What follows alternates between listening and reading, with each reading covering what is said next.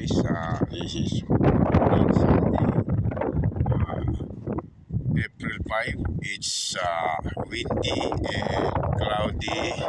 The surrounding area of Canada, Saskatchewan.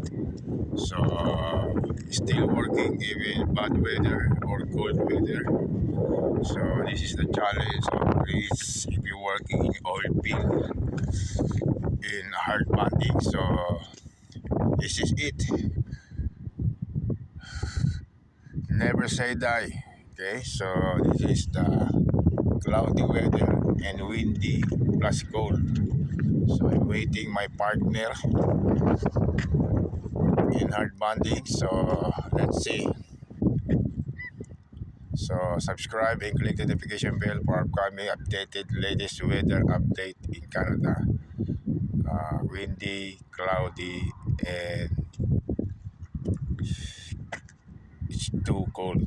So we need to finish the pipes for this week. Okay, so maybe it's coming now. Okay guys, subscribe and click the notification bell for upcoming latest video to my YouTube channel. See you guys, that's all.